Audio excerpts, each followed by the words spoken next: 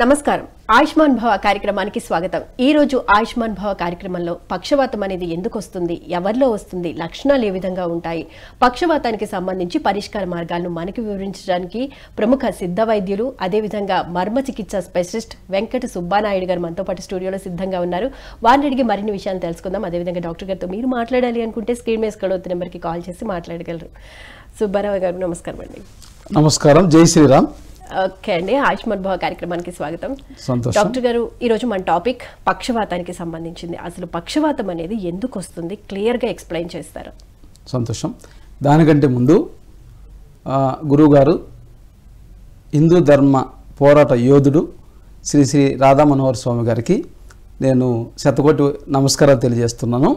అదేవిధంగా ఈ హిందూ సమాజం అంతా కూడా వారిని గుర్తు చేసుకోవాలి, వారు చేసే పోరాటంకి. ఎందుకంటే నిద్ర లేదు, ఆహారం లేదు, ఎవరికి భయపడలేదు, నిరంతరం పోరాట యోధుడు ఒకే ఒక్కరు సౌత్ ఇండియా మొత్తంకి. వారికి మళ్ళీ నేను కూడా శతకోటి నమస్కారాలు తెలియజేసుకుంటున్నాను. తర్వాత అందరు గుర్తు చేసుకోవాలి. ఓకే, అయితే పక్షవాతము ఇది దాదాపుగా 10-20 సంవత్సరాల ముందు 60 సంవత్సరాల వాళ్ళకి 70 సంవత్సరాల వాళ్ళకి పెద్దవాళ్ళకే పక్షవాతం వచ్చేది. కానీ ఈ రోజులలో 30 సంవత్సరాలు 27 సంవత్సరాలు 25 సంవత్సరాలలో కూడా పక్షవాతం వస్తుంది. ఇది గమనించండి. అయితే ఎప్పుడైతే తక్కువ వయసులో వాళ్ళకు వస్తుందో సంఖ్య పెరుగుతూ పోతుంది. రకరకాలుగా కొందరికి వివాహం జరుగుతుంది, వివాహం జరిగి పిల్లలు అయిన తర్వాత మంచంలో పడిపోతున్నారు పక్షవాతం వచ్చి. కొందరికి వివాహం లేకుండానే పక్షవాతం వచ్చి పడిపోతున్నారు. అదేవిధంగా మధ్య వయసులో పిల్లలు పుట్టి 10 సంవత్సరాలు ఆ వయసు వచ్చినప్పుడు వారికి పక్షవాతం వస్తే ఆ కుటుంబాలు కూలిపోతున్నాయి. అంటే భర్తకు వస్తే భార్య పుట్టింటికి వెళ్ళిపోతుంది. అదేవిధంగా భార్యకు వస్తే భర్త నిర్లక్ష్యం చేసేసి వదిలేస్తున్నారు. ఈ విధంగా 70 సంవత్సరాలు లేకపోతే 60 సంవత్సరాలు పైబడిన వాళ్ళకి రావాల్సిన పక్షవాతం ఈ రోజుల్లో మరి 20 సంవత్సరాలు దాటిన వాళ్ళకి ఎందుకు వస్తుందంట? ఎస్, అయితే ఇప్పుడు తీసుకుండే ఆహారపు అలవాట్లు వీరు అంటే వారి జీవన శైలి మారిపోయింది. ఇంతకుముందు ఉదయాన్నే లేచేవాళ్ళు. ఉదయాన్నే అంటే 4 గంటల నుంచి 5 గంటల నుంచి లేచేవాళ్ళు. అదేవిధంగా రాత్రి 7 గంటలకు 8 గంటలకు నిద్రపోయేవాళ్ళు, భోజనం తొందరగా చేసి. సరే, ఇక్కడ ఈ పరిస్థితులు మొత్తం సిటీ వాతావరణంకి ఎక్కువ అలవాటు పడి సిటీకి మైగ్రేట్ అవ్వడం జరుగుతుంది. అందరూ కూడా ఉద్యోగరీత్యా, అంటే పల్లెటూరు నుంచి మండల హెడ్ క్వార్టర్కి, మండలం ఉండేటోళ్ళు జిల్లాలకి, అదేవిధంగా జిల్లా వాళ్ళు మెట్రో నగరాలకు వస్తున్నారు వారి ఉపాధి అవకాశాల కోసం. అదేవిధంగా కొంతమంది వారి ఉద్యోగరీత్యా వారు ఉపాధి అవకాశాలు తక్కువ ఉండి రాత్రులు పనిచేయాలి, సరైన టైంకి ఆహారం తీసుకోకపోవడం, ఇవన్నీ వారి కష్టాలు ఉంటాయి. అలా కాకుండా వారికంటే కూడా ఆహార వస్తువులు బాగుండి విచ్చలవిడిగా ఆహారం తీసుకుంటూ, అవసరం లేని దానికంటే ఎక్కువ ఆహారం తీసుకుంటూ, మీరు అన్నట్టు ఈ చికెన్ బిర్యానీలు, మటన్ బిర్యానీలు ఇవి అర్ధరాత్రి తీసుకోవడము, తెల్లారుజామున తీసుకోవడము, వారంలో 7 రోజులంటే 7 14 పూట్లు మనము భోజనం చేస్తాం, అంటే లంచ్ డిన్నర్ కలిసి. ఈ 14 పూట్లలో 10 సార్లు కూడా బిర్యానీ తినేవాళ్ళు ఉన్నారు. అంటే పూర్వము, అంటే ఈ మాంసాహారం గురించి ఆలోచిస్తే, దాని గురించి చర్చిస్తే దసరా పండగకి, దీపావళికి ఈ 2 సార్లే తినేటోళ్ళు. అలాగే ఇంటి అల్లుడు వస్తే ఒకసారి 2 సార్లు వస్తారు. అప్పుడు టోటల్గా సంవత్సరం మొత్తం మీద 5 సార్లు తినేటోళ్ళు. సంవత్సరం మొత్తం మీద 5 సార్లు ఎక్కడా, వారంలో 14 పూట్లలో 10 పూట్లు తినడం ఎక్కడ? ఈ 10 పూట్లు తింటున్నారంటే ఆరోగ్యం దెబ్బతినిపోతుంది కదా. తర్వాత రాత్రి 10 గంటల తర్వాత 9 గంటల తర్వాత నాన్ వెజ్ తింటే ఫస్ట్ ఫ్యాటీ లివర్ వస్తుంది. ఫ్యాటీ లివర్ వచ్చిన తర్వాత మెల్లగా షుగర్ వస్తుంది, బీపీ వస్తుంది. అంటే రక్తం చిక్కబడిపోతుంది. రక్తం ఎప్పుడైతే చిక్కబడిపోతుందో రక్తం గడ్డలు కడుతుంది, అది క్లాట్ అవుతుంది. అంటే పెరాలసిస్ వచ్చేది ఎందుకు చెప్తాము, అప్పుడు కంటిన్యూ చేస్తాము. ఈ క్లాట్ ఏర్పడితే ఆటోమేటిక్గా పక్షవాతం వస్తుంది. అది మెయిన్ కారణం. అంటే మన రక్తం ఎప్పుడు కూడా పలచగా ఉండాలి, చిక్కగా ఉండకూడదు. పలచగా ఉంటే ఎలాంటి జబ్బులు లేవు, షుగర్ లేదు, బీపీ లేదు, హార్ట్ ప్రాబ్లం లేదు, కిడ్నీ ప్రాబ్లమ్స్ లేవు.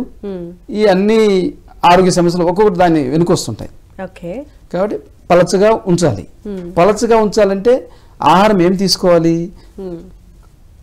ఎక్కువ ప్రోటీన్ ఫుడ్డే కాకుండా రకరకాల కూరగాయలు, టైంకి భోజనం చేయడము, వ్యాయామం చేయడము, పగులు నిద్రపోకుండా ఉండడము. అంటే సంపద ఎక్కువైన వాళ్ళు చేసే, అంటే వాళ్ళని నేను విమర్శించట్లేదు, వాళ్ళ ఆరోగ్యం ఎలా చెడిపోతుందో చెప్తున్నాను నేను. ఓకే.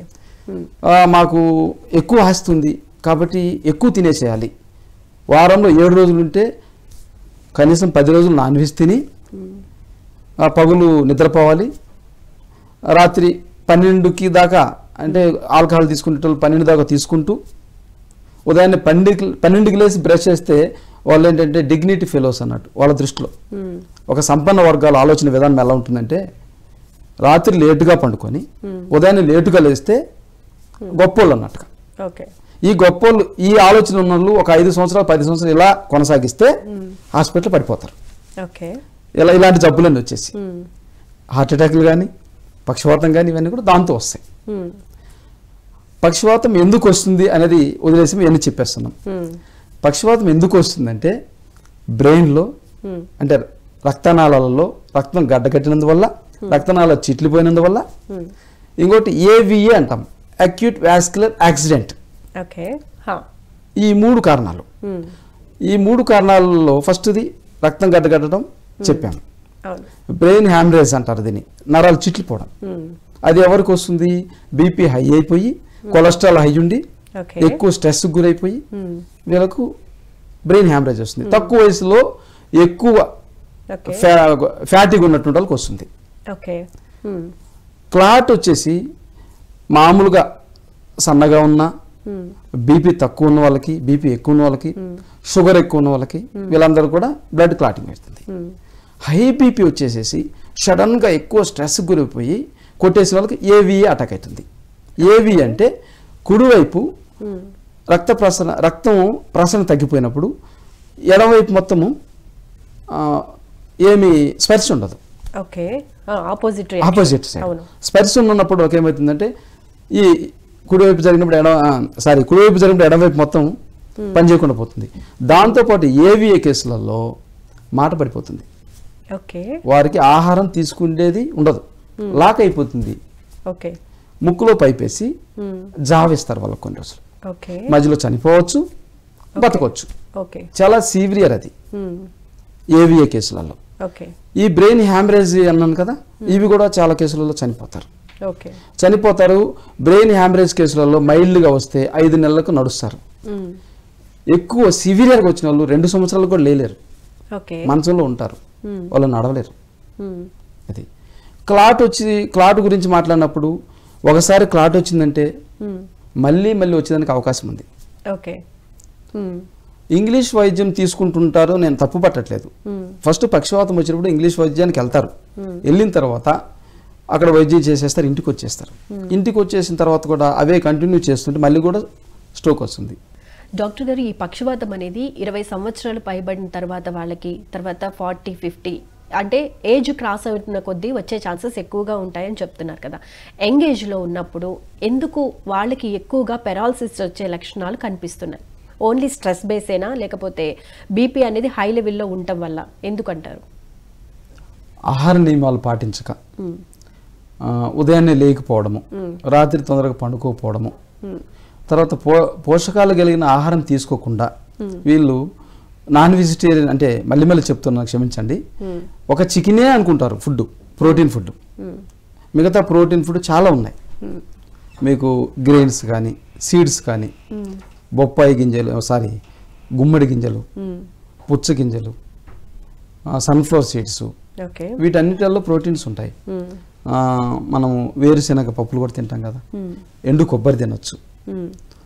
ఈ అన్ని ప్రోటీన్లు వదిలేసేసి వీళ్ళకి తెలిసింది ఒకటే, మనం తింటున్నాం చికెన్, ఇది ఒకటే మన శరీరానికి అన్ని ఇస్తుందని భ్రమలో ఉంటారు. అందువల్ల వీళ్ళకి ఏమవుతుందంటే ప్రతి ఒక్కరికి విటమిన్ D3 లోపం ఉంటుంది, B12 లోపం ఉంటుంది. B12, D3 దాంతోపాటు కాల్షియం శరీరానికి పట్టదు. విటమిన్ D3 ఎప్పుడైతే తక్కువ ఉంటుందో దానివల్ల కాల్షియం శరీరానికి పట్టదు. పట్టనందువల్ల ఏంటంటే రకరకాల ఈ జబ్బులను వస్తాయి. మీరు అన్నారు బీపీ గురించి పర్టికులర్గా అంటే స్ట్రెస్ ఎక్కువగా ఉండి ఆటోమేటిక్గా బీపీ వస్తుంది. సరిగా నిద్రపోకుండా పోవడము, నిద్ర లేకపోవడం ఒకటి, అది నీళ్లు సరిగా తీసుకోకపోవడం. నీళ్లు సరిగా తీసుకోకపోవడం చాలా ముఖ్య కారణం దీంట్లో. ఎందుకంటే వీరికి నీళ్లు తీసుకోకపోతే శరీరంలో ఉన్నటువంటి ఈ విష పదార్థాలన్నీ బయటికి ఎల్లకొట్టపడవు, అవి శరీరంలో ఉంటాయి. శరీరంలో ఎప్పుడైతే ఉంటాయో రక్తం చిక్కబడుతుంది చెప్పాను కదా, రక్తం చిక్కబడినప్పుడు ఆటోమేటిక్గా బ్లడ్ ప్రెషర్ అనేది పెరుగుతుంది. దాంతోపాటు మీరు అడిగిన క్వశ్చన్కి సమాధానం, లిపిడ్ ప్రొఫైల్లో triglycerides, LDL cholesterol, HDL cholesterol ఇవన్నీ ముఖ్యంగా తీసుకుంటే, ఎల్డిఎల్ కొలెస్ట్రాల్ అంటే బ్యాడ్ కొలెస్ట్రాల్, ఇది పెరుగుతుంది శరీరంలో విష పదార్థాలు బయటకు పోయినప్పుడు. మనం సరైనటువంటి ఆహార పదార్థాలు తీసుకోకుండా పోషకాలు తీసుకోనందువలన, అంటే వెజిటబుల్స్ ఇవన్నీ తీసుకోనందువల్ల గుడ్ కొలెస్ట్రాల్ పెరగదు, హెచ్డిఎల్ పెరగదు. దాంతోపాటు ట్రైగ్లిజరైడ్స్ పెరుగుతాయి. ఈ చెత్తచేరమంతులు ట్రైగ్లిజరైడ్స్ పెరిగాయంటే ఆటోమేటిక్గా షుగర్ లెవెల్స్ పెరుగుతాయి. షుగర్ వచ్చి కొన్ని రోజులు మీరు కాన్స్టెంట్గా ట్రైగ్లిజరైడ్స్ ఉంటే షుగర్ వస్తుంది. కాబట్టి ట్రైగ్లిజరైడ్స్ జాగ్రత్త మెయింటైన్ చేసుకోవాలి, తక్కువలో ఉండాలి. తక్కువ వయసులో కూడా తినాల్సిన ఆహారం కంటే కూడా ఎక్కువ కొవ్వు పదార్థాలు ఇవి తీసుకోవడము, లేటుగా భోంచేసేసి వాటర్ తీసుకోకుండా అలా పండుకోవడం ఒకటి, సాఫ్ట్ డ్రింక్స్ ఎక్కువ తాగడం ఒకటి. సాఫ్ట్ డ్రింక్స్ తాగినా కానీ సమస్యలు పెరుగుతాయి. వీటన్నిటి వల్ల చిన్న వయసులో కూడా వీళ్ళకి ఇవి వస్తున్నాయి, పెరాలిసిస్ వచ్చేదానికి కారణాలుగా ఇవి వస్తున్నాయి. ఇంకా ఒక విచిత్రమైనటువంటి విషయం మీరు గమనించి ఉండరు, ఎవరమైనా మీరు కానీ నేను కానీ వారంలో 7-14 సార్లు భోజనం చేస్తాం. ఏ భోజనం చేస్తాము? సన్న బియ్యమే తింటాం, పాలిష్డ్ బియ్యం బాగా, దాంట్లో గ్లూకోజ్ % ఎక్కువ ఉంటుంది. చాలా మంది గొప్ప డాక్టర్లు మహానుభావులు చెప్తారు, మా పెద్దోళ్ళు రైస్ తిన్నారు, మేము రైస్ తిన్నాము, అదేం కాదని వాళ్ళు కొట్టేస్తారు. వాళ్ళ పెద్దోళ్ళు తిన్న రైస్ వేరే, దేశీ రైస్. ఇప్పుడు తినేది హైబ్రిడ్ రైస్.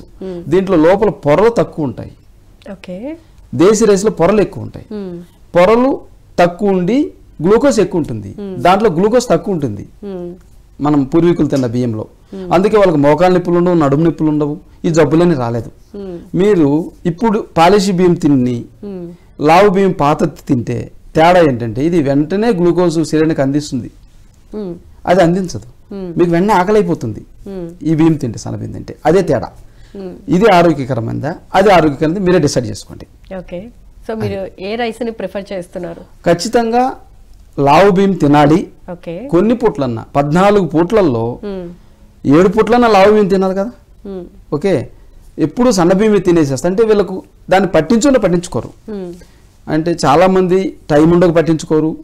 కొందరు అసలు ఇది విషయమే కాదు, మంచి కెరీర్ కావాలి, నాకు ఎక్కువ నెల జీతం పెరగాలి, ఎక్కువ చదువులు చదవాలనుకుంటారు. కానీ వాటన్నిటి కారణమైన శరీరం బాగుండాలని దీన్ని ప్రేమించారు ఎవరు, దీన్ని లీస్ట్ గా చూస్తారు. ఇదంతా సమస్య వచ్చాక కానీ, సమస్య వచ్చాకంటే కొన్ని సమస్యలు వచ్చి పోవు కదా, పరిష్కారం లేని సమస్యలు కదా.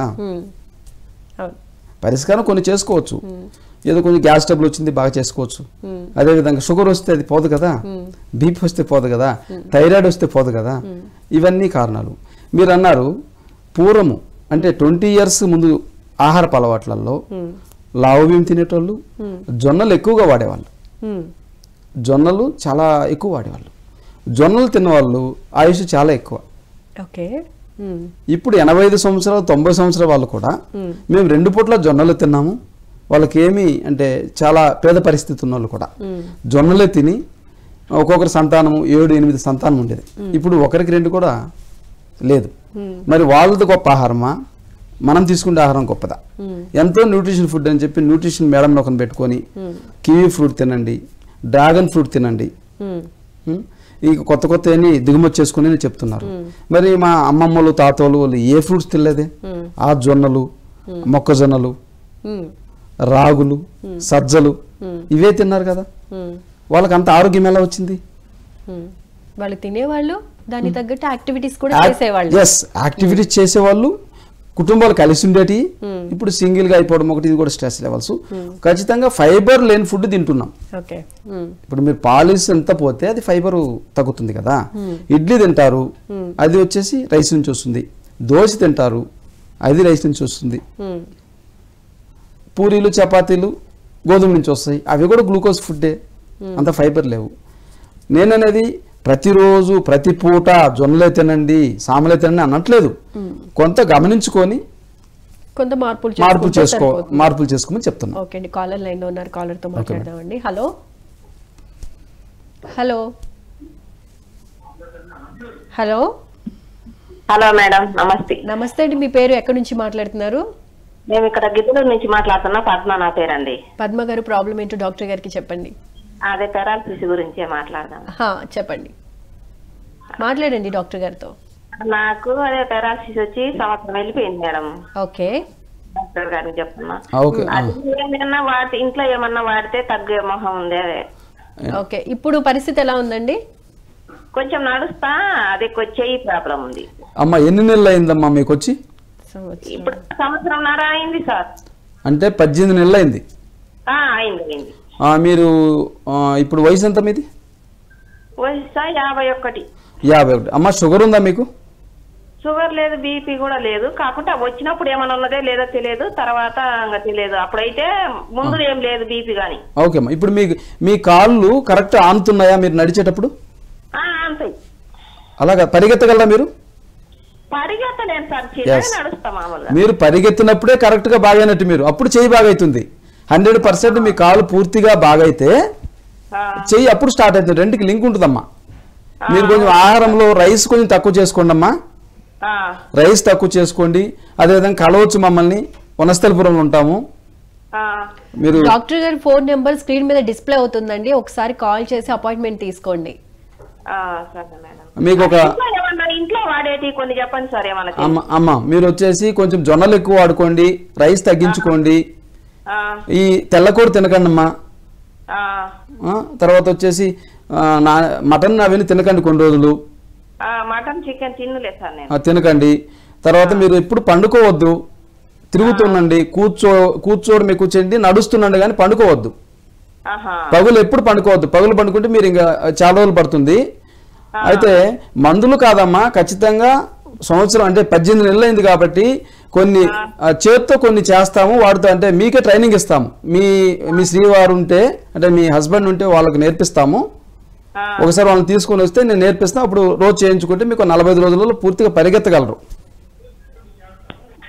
నడవడం కాదు, పరిగెత్తాలి. పరిగెత్తితే అప్పుడు మీకు తగ్గినట్టు. వనస్థలిపురంలో ఎన్జిఓస్ కాలనీ బస్ స్టాండ్లో అమ్మ ఉండేది మా క్లినిక్. మీరు మీ వారిని తీసుకొని ఒకసారి రండి, మీకు నేర్పిస్తే తర్వాత 45 రోజులలో మీరే బాగా చేసుకుంటారు. ఓకే అండి, థ్యాంక్ యూ సో మచ్ అండి కాల్ చేసినందుకు. ఎస్ డాక్టర్ గారు, ఇప్పుడు మామూలుగా యూత్ చూసుకుంటే ఒక 25-30 ఇయర్స్ లోపు వాళ్ళని కనుక చూసుకుంటే కనుక వాళ్ళకి బీపీ ఉందని లక్షణాలు కనిపించవు, తెలియవు, ఐడెంటిఫై కూడా చేయలేరు. కానీ అప్పటికే క్రిటికల్ పొజిషన్ లోకి వెళ్లే అవకాశం ఉండొచ్చు, ఎందుకంటే హై బీపీ వల్ల ఇట్లా బ్రెయిన్ లో స్ట్రోక్ రావచ్చు. సో ముందుగానే ఎలా గమనించాలంటారు, లేదా బీపీని కంట్రోల్లో ఉంచుకోవాలంటే ఏం చేయాలంటారు? ఓకే, అంటే కొన్ని కేసులలో బీపీ కనిపించినప్పుడు మెడ నొప్పి వస్తుంది, కళ్ళు తిరుగుతాయి కొంతమందికి. అలాంటి సిమ్టమ్స్ వచ్చినప్పుడు చెక్ చేసుకోవాలి ఒకటి. అదేవిధంగా బీపీ రాకుండా ఉండాలి, ఉన్నా ఏం మాకు ప్రాబ్లం లేకుండా ఉండాలి, ఇది ఎక్కువ ప్రమాదం కాకుండా ఉండాలనుకుంటే అర్జున చూర్ణము రెగ్యులర్ తీసుకుంటుంటే ఎలాంటి ప్రమాదం లేదు. హార్ట్ అటాక్ రాదు, పక్షవాతం రాదు. ఆయుర్వేదం షాపుల్లో ప్రతి షాపులలో దొరుకుతుంది అర్జున చూర్ణం. దానికి ఇంకొక పేరు తెల్లమద్ది చెక్క. అది చాలా గొప్పది, ఎందుకంటే చాలా ప్రాణాలను కాపాడుతుంది. నేను చాలా ఇంటర్వ్యూలో చెప్పాను, మా నాన్నగారి వయసు 78 సంవత్సరాలు, అమ్మగారి వయసు 70 దాటి ఉంటుంది. 10 సంవత్సరాల ముందు నుంచి ఇలాంటి సమస్య రాకుండా ఉండాలని వాళ్ళకి అర్జున వాడుకుంటూ వచ్చాను. సేఫ్, ఏ హాస్పిటల్కి పోయేది లేదు, హార్ట్ చెక్ చేసుకునేది లేదు, కిడ్నీ చెక్ చేసుకునేది లేదు, ఎలాంటి ఇబ్బంది లేదు. వారికి బీపీ ఉంది, షుగర్ ఉంది. సో అర్జున చూర్ణం ఎలా తీసుకోవాలంటారు? 1 స్పూన్ మోతాదులో ఉదయాన్నే 1 గ్లాసు వాటర్లో అంటే దాన్ని వేడి చేసుకుని తాగాలి. ఒక ఇంత 2 ఇంతల నీళ్ళు 1 ఇంత కావాలి. అంటే 1 గ్లాసు నీళ్ళు 1/2 గ్లాస్ వరకు మరిగించుకొని తీసుకోవాలి. అందరు తీసుకోవచ్చు. ఇది ఒక ప్రెగ్నెన్సీ గర్భవతులు కాకుండా మిగతా అందరు తీసుకోవచ్చు, చిన్న పిల్లలు కూడా తీసుకోవచ్చు, పర్వాలేదు. ఓకే. చిన్నపిల్లలకి తేనెలో ఇవ్వచ్చు. కంటిన్యూగా వాడాలంటారా? 40 అంటే వయసు 30 దాటిన తర్వాత అందరూ వాడుకోవచ్చు. ఈ స్ట్రెస్ ఇలాంటివన్నీ ఉన్నప్పుడు కొవ్వు ఎక్కువ ఉండి అంటే కొలెస్ట్రాల్స్ లెవెల్స్ ఎక్కువ ఉంటాయి, కొంతమంది బెల్లి ఫ్యాట్ ఎక్కువ ఉంటుంది, చూసి దానికి ఉపకాయంగా ఉంటారు, వీళ్ళు ఖచ్చితంగా తీసుకోవాలి. ఇది గుండెల్లో ఉండేటటువంటి క్లాట్స్ని కూడా తగ్గిస్తుంది, రక్తం పలచగా చేస్తుంది, ఎముకలు కూడా బలంగా అవుతాయి దానివల్ల. కాబట్టి అది తీసుకుంటే ప్రమాదం లేదు. అర్జున చూర్ణం. ఇంకొక విషయము, బీపీ పెరుగుతుంది కదా, బీపీ పెరిగితే టాబ్లెట్ వేసినా తగ్గదు కదా, అప్పుడు ఇమ్మీడియట్లీ ఏం చేయాలి? ఒక గర్భవతి మహిళ ఉన్నారు, వారిని మనం తీసుకెళ్ళాము డెలివరీకి అని చెప్పేసి, అప్పుడు బీపీ పెరిగింది, ఏం చేయాలి? వాళ్ళు మెడిసిన్స్ ఇస్తుంటారు. మనం ఇమ్మీడియట్లీ కొత్తిమీర కట్టను తీసుకొని దాన్ని నలిపి ముక్కు దగ్గర వాసన చూపిస్తుంటే 5 minutesలో బీపీ కంట్రోల్కి వస్తుంది. ఎవరికైనా సర్జరీ కేసులలో కూడా ఇది చాలా మందికి వాడిపించాము. థియేటర్కి పోయితే వాళ్ళకు బీపీ పెరిగిపోతుంది, అప్పుడు ఏం చెప్తాం, కొత్తిమీర కట్ట తీసుకెళ్ళండి, మీ దగ్గర ఉంచుకొని నలిపేసేసి అలా ఒక 5 minutes 20 bites చేస్తే చాలు, వెంటనే వాళ్ళ బీపీ నార్మల్కి వస్తుంది. బీపీకి మందులు ఇచ్చున్నా కానీ అవి తొందరగా పనిచేయవు. ఇది చాలా అంటే బీపీని కంట్రోల్ చేసే గుణం కొత్తిమీర ప్రాణాలను కాపాడుతుంది. తెలిసిన వాళ్ళ అమ్మాయిలు డెలివరీ గురించి 2 అంటే వీళ్ళ సైన్ పెట్టుకుంటారు, బిడ్డ కానీ తల్లి కానీ మేము క్షేమాన్ని ఇస్తాము, బీపీ ఉంది అని చెప్పేసి. అప్పుడు ఇంకొక హాస్పిటల్ పంపిస్తారు, గవర్నమెంట్ హాస్పిటల్లో, కోటి హాస్పిటల్ పంపిస్తారు. కోటి హాస్పిటల్ అంటే మా సిచ్యువేషన్ ఏదైనా కానీ ఒకవేళ బీపీ అనేది హై లెవెల్లో ఉంది, అది కంట్రోల్ అవ్వాలి అని అంటే కొత్తిమీర వాసన చూస్తే సరిపోతుంది. ఒక 5 నిమిషాలు చూస్తే కంట్రోల్కి వస్తుంది. ఎంత పెద్ద అంటే దీనివల్ల అంటే ఈ కేసులలో కాకుండా ఎవరికైనా బీపీ పెరిగి నరాలు చిట్లిపోవడము, క్లాట్లు ఏర్పడము, అంటే పక్షవాతం రావడం ఇవన్నీ జరుగుతాయి. ఇమ్మీడియట్లీ అది చేసేసుకోవచ్చు. పక్షవాతం వచ్చిన వాళ్ళకి కూడా వెంటనే నలిపేసి వాసన చూపిస్తే మీరు హాస్పిటల్ తీసుకోవచ్చు. అంటే కొత్తిమీర చూసుకుంటే ఇక్కడ ఉండమని చెప్పట్లేదు, ఇంగ్లీష్ వైద్యంకి వెళ్ళండి, వెళ్ళిన తర్వాత మళ్ళీ ఆయుర్వేదం వాడుకోవచ్చు. ఓకే. ఇప్పుడు జనరల్ గా చూస్తే కనుక బీపీ అనేది హై లెవెల్లో ఉండటం వల్ల బ్రెయిన్ లో బ్లడ్ అనేది క్లాట్ అయ్యి పెరాలసిస్ వస్తుంది అన్నారు. మరి లక్షణాలు అనేవి ఏ విధంగా ఉంటాయండి? అంటే ఒక కాలు ఒక చెయ్యి అంటే వన్ సైడ్ పార్ట్ అంతా పని చేయకుండా ఉంటుందా? చెప్తాను మేడం. ఇప్పుడు రైట్ సైడ్ క్లాట్ ఏర్పడితే లెఫ్ట్ సైడ్ కాలు చెయ్యి పనిచేయదు. అదేవిధంగా లెఫ్ట్ సైడ్ క్లాట్ ఏర్పడితే కుడి వైపున కాలు చేయి పనిచేయదు. ఒక్కొక్కసారి తీవ్రత ఎక్కువ ఉంటే మాట పడిపోతుంది, మాట కూడా పడిపోతుంది. కొన్ని కేసులలో కాలు చేలు అంతా బాగుంటాయి, ఓన్లీ మాట పడిపోతుంది. ముఖపక్షవాతం కూడా అంటూ ఉంటారు. ముఖపక్షవాతం అంతా తగ్గిపోతుంది. ఆ బీపీ కంట్రోల్ చేసేసుకొని కొన్ని రక్తం పల్సగా అయ్యేదానికి మందులు వాడుకుంటే తగ్గిపోతుంది. కానీ ఈ 3 నేను చెప్పాను చూడండి, బ్రెయిన్ హ్యామరేజ్, బ్రెయిన్ లో క్లాట్, ఏవిఏ, ఈ 3 చాలా ప్రమాదకరం. ఓకే అండి, కాలర్ లైన్ లో ఉన్నారు, కాలర్ తో మాట్లాడదాం. హలో హలో హలో మేడం, నమస్తే అండి. మీ పేరు, ఎక్కడి నుంచి మాట్లాడుతున్నారు? వైజాగ్ నుంచి మాట్లాడుతున్నాను. పేరు చెప్పండి. జయలక్ష్మి. జయలక్ష్మి గారు, ఏం తెలుసుకోవాలనుకుంటున్నారు? డాక్టర్ గారిని అడగండి. మా వారికి యాక్సిడెంట్ అవ్వడం వల్ల కాల్ తీసేసండి. ఓకే. అయితే రెండో కాలు మూమెంట్ లేదు. మరి ఓకే, ఒక కాల్ తీసేశారు, రెండో కాల్లో మూమెంట్ లేదు. లేదు అసలు. మరి డాక్టర్స్ ఏం చెప్పారండి? డాక్టర్స్ మందులు వాడారు కానీ మరి ఏంటి కూడా తెలియట్లేదండి, ఏం అనలేదు. ఓకే. అమ్మ తలకి ఏమైనా గాయమైందమ్మా? ఏంటండి? తలకు గాయం జరిగిందా? గాయమైంది యాక్సిడెంట్? తలకి ఏం అవ్వలేదండి, అంటే కార్పెంటర్ చేస్తారనమాట, మిషన్ వీలు తగిలి కాలు కట్ అయిపోయింది. దానివల్ల మరి ఈ కాలు తీసారు. 3 నెలలు హాస్పిటల్లో ఉన్నాము. తర్వాత ఈ కాలు మూమెంట్ లేదండి, రెండో కాలు, ఎడం కాలు. Okay okay. అంటే రక్త ప్రసరణ తగ్గింది. చాలా హాస్పిటల్ తిరుగుతున్నాం కానీ ఏం తెలియట్లేదు సార్. ఒకసారి మీరు మా నంబర్ తీసుకొని మాట్లాడిపోయింది మీ వారితోటి. వారికి రక్త ప్రసరణ సరిగా జరగనట్లుంది, అలా పండబెట్టున్నారు కదా చాలా రోజుల నుంచి. దానివల్ల ఏమైతుందంటే మీకు థొరాసిక్ లో అంటే మెడ సర్వైకల్ మెడ అంటారు, దాని కింద నుంచి థొరాసిక్ లో రక్త ప్రసరణ తగ్గినప్పుడు కాలు మూమెంట్ పోతుంది, అక్కడ పెయిన్ ఉంటుంది. దాన్ని ఏదైనా మీ చేత వైద్యం చేయిద్దాము. ఒకసారి మీరు ఫోన్ నంబర్ తీసుకొని మాట్లాడండి అమ్మా, ఫ్రీగా ఉన్నప్పుడు చేపిద్దాము. పరిష్కారం ఏమన్నా దొరికితే బాగు చేద్దామమ్మా. ఓకే అండి. నెక్స్ట్ కాలర్ ఉన్నారు, కాలర్తో మాట్లాడదాం. హలో హలో హలో, నమస్కారం అండి. నమస్తే అండి. మీ పేరు, ఎక్కడి నుంచి మాట్లాడుతున్నారు? నా పేరు రోజా, నేను నెల్లూరు డిస్ట్రిక్ట్ నుంచి మాట్లాడుతున్నాను. ఓకే రోజా గారు, ప్రాబ్లం ఏంటో డాక్టర్ గారికి చెప్పండి. మాట్లాడండి. నమస్కారం అమ్మా. నమస్కారం గురుగారు. నమస్కారం, చెప్పండి. నాకు కుడి చెయ్యి అసలు ఇలా చక్కగా కూడా చాపుకోలేకపోతున్నాను, బాగా నొప్పి వస్తుంది. మో చెయ్యి కాడ బాగా నొప్పి వస్తుంది. మీకు మెడ నొప్పి ఉందమ్మా? మెడ నొప్పి కూడా వస్తుంది. దిండు వేసుకొని పడుకున్నా కూడా మెడ నొప్పులు వస్తున్నాయి, తల నొప్పి వస్తుంది. ఈ చాలా రోజుల క్రితము సెలైన్ కట్టారు చేతికి. ఆ నరము గట్టిగా అయిపోయిందండి. ఆ నరము ఏదైనా చేతితోటి పిటికీలు పట్టుకున్నా, ఏదైనా వస్తువు పట్టుకొని లేపాలన్నా కూడా ఆ చెయ్యి అంతా నొప్పి వచ్చేస్తుంది బాగా. కుడి చేతితోటి గట్టిగా ఏది బరువు లేపలేకపోతున్నా. లేపిన వస్తువు అయితే పట్టుకోగలను కానీ చేతితో పట్టుకొని పైకి లేపలేకపోతున్నా. మీరు చేతితో పట్టుకొని పైకి లేపేటప్పుడు అది ఊగుతుందా, చెయ్యి షేక్ అవుతుందా? చెయ్యి ఊగటం అంటే అసలు పట్టుకోలేను, మొయ్యలేను అన్నట్టుగా అనిపిస్తుంది. కానీ ఎడం చేత్తో లేపి ఆ చేతిలో పట్టుకుంటే మాత్రం బరువు మోయగలుగుతున్నాను.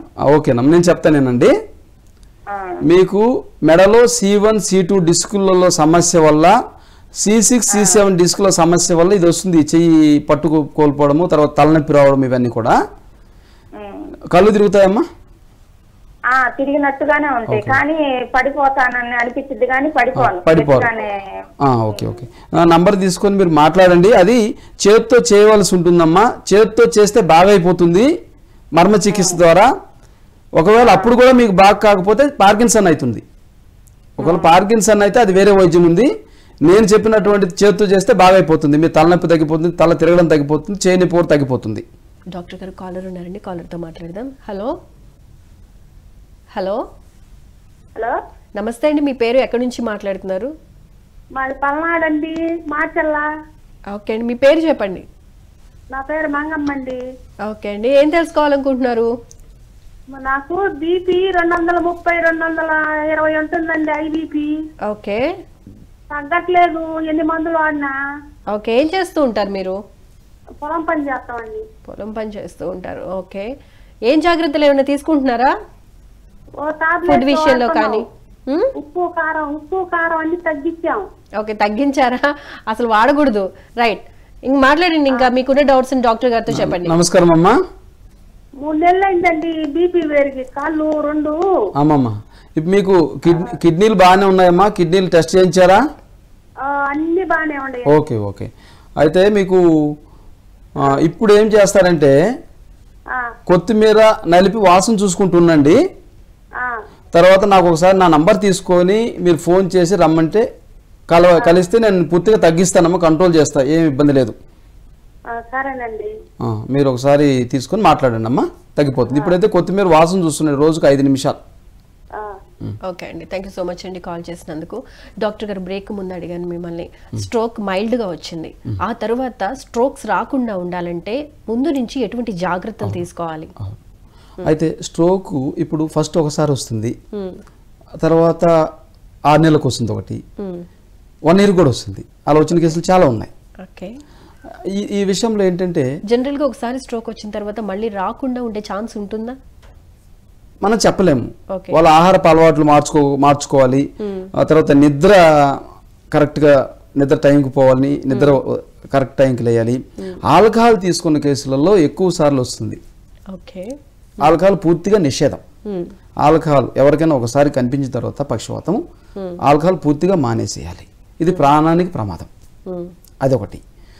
ఇప్పుడు చెప్పాను కదా, గ్లూకోజ్ సంబంధించినటువంటి ఈ పాలిష్డ్ రైస్ అవి ఖచ్చితంగా మార్చుకోవాలి. జొన్నలు, రాగులు, సజ్జలు, కొన్ని మిల్లెట్స్లో సామలు. నేను సామలు పదే ఎందుకు అనుకుంటుంటే అది వేడి చేయదు, కొర్రలు తింటే వేడి చేస్తుంది. వేడి శరీర గ్రస్తులకే పక్షవాతం వచ్చేది ఎక్కువ. బాగా హీట్ పెరిగిపోయి ఆ తర్వాత పక్షవాతం వస్తుంది. కాబట్టి వేడి చేసే పదార్థాలు తీసుకోకూడదు. రాత్రులు ఎక్కువ మేలుకుంటూ కూడా వేడి పెరిగిపోతుంది. కాబట్టి ఇలాంటివన్నీ చేయకుండా ఉంటే మళ్ళీ రాదు. దాంతోపాటు అర్జున చూర్ణం రెగ్యులర్గా వాడుకోవాలి. అర్జున చూర్ణము అవిసె గింజలు అంటే ఫ్లాక్ సీడ్స్ అంటాం. 100 గ్రాములు అవిసె గింజలు, 100 గ్రాములు అర్జున చూర్ణము 2 కలిపి పెట్టుకొని ఉదయం 1 స్పూను, సాయంత్రం 1 స్పూను, భోజనానికి గంట ముందు వేడి నీళ్ళలో తీసుకుంటే వీళ్ళకి మళ్ళీ పక్షవాతం రాదు. ఓకే, మరి ఈ పక్షవాతం వచ్చిన వాళ్ళలో అంటే ఎవరికి ఎక్కువ ప్రమాదం అంటారు ఒకటి, అండ్ షుగర్ ఉన్న వాళ్ళకి పక్షవాతం వస్తే కోలుకోవడానికి ఎంత టైం పడుతుంది? కరెక్ట్ అడిగారు. షుగర్ వచ్చిన కేసులలో ఇన్సులిన్ ఉన్న కేసులకే ఎక్కువ పక్షవాతం వస్తుంది, ఓకే, ఇన్సులిన్ తీసుకుంటుండే వాళ్ళకి. ఈ కేసులు 4 సంవత్సరాల నుంచి కూడా ఉన్న వాళ్ళు ఉన్నారు మంచంలో. మాకు చాలా కాలదర్శి మధ్యకాలంలో ఫోన్ చేశారు. ఫోన్ చేసి అడిగితే మేము చెప్పాం, మీ షుగర్ లెవెల్స్ తగ్గితేనే మీరు లేస్తారు. మీరు బంగారు పెట్టి మందు తీసుకున్నా, వెండి పెట్టి మందు తీసుకున్నా, హిమాలయాల నుంచి ఆకులు తెచ్చి మందు చేసుకున్నా కానీ బాగా కాదు. ఫస్ట్ షుగర్ తగ్గు కావాలి. ఎందుకంటే షుగర్ లెవెల్స్ ఎక్కువ ఉన్నప్పుడు రక్తం తిక్కుంటుంది. తిక్కున్నప్పుడు గడ్డలు ఎక్కడంటే అక్కడ గడ్డలు కరిగిపోతాయి. పాత గడ్డలే కరగినప్పుడు కొత్త గడ్డలు తయారవుతుంటాయి, అంటే క్లాటింగ్. అందువల్ల షుగర్ పేషెంట్లు ఎట్టి పరిస్థితుల్లో కూడా ఎన్ని మందులు తీసుకున్నా, ఎక్కడ వైద్యాలు తీసుకున్నా కానీ బాగారు షుగర్ తగ్గించిన తర్వాత బాగా అవుతుంది. కాబట్టి షుగర్ తగ్గించుకునేదానికి ప్రయత్నం చేయాలి. షుగర్ తగ్గించుకునే దానికంటే రైస్ పూర్తిగా మానేయాలి, అవాయిడ్ చేయాలి. అర్జున చూర్ణము 2-3 పూట్ల రోజుకు తీసుకుంటే, ఒక వారం తీసుకుంటే షుగర్ లెవెల్ కంట్రోల్ అవుతుంది. అంటే రక్తం పల్చగా ఉపయోగపడుతుంది, షుగర్ కూడా ఉపయోగపడుతుంది. నేను ఈ మధ్య కాలంలో బెంగళూరు నుంచి ఒక పెద్ద ఆమె, 65 సంవత్సరాల ఆమె, 450 షుగర్ ఉన్నది. అర్జున చూర్ణాన్ని వాడిపించాను. వాడిపించిన తర్వాత 140-150కి వచ్చింది. అంత బాగా పనిచేసింది. కాబట్టి ఇక్కడ ఏంటంటే షుగరు ఉన్న కేసులలో రక్తం తిక్కుంటుంది. దాన్ని తగ్గించుకోవాలంటే మనకు ఆయుర్వేదంలో అర్జున్ అనేది ఎక్సలెంట్ సంజీవని. ఓకే, మరి మనకి చాలా రకాల వైద్య విధానాలు ఉన్నాయి, డిఫరెంట్ వైద్య విధానాలు ఉన్నాయి.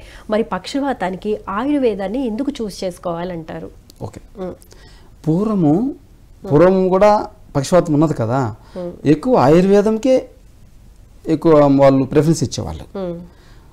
ఇప్పుడు ఏంటంటే తక్కువ వయసు వాళ్ళకు వచ్చేసి తీవ్రత ఎక్కువైపోయి హాస్పిటల్లో తీసుకెళ్లి పెట్టి ఆహారం నోటితో తీసుకోలేని పరిస్థితుల్లో ముక్కులో పైపేసి ఆహారం ఇవ్వడము, ఆక్సిజన్ పెట్టడం, ఇలాంటివన్నీ జరుగుతున్నాయి కదా ఎక్కువ తీవ్రత అయినందువల్ల. అప్పుడు ఇంగ్లీష్ వైద్యం కంపల్సరీ తీసుకోవాల్సిన పరిస్థితి ఉంది ఇప్పుడు పరిస్థితుల్లో.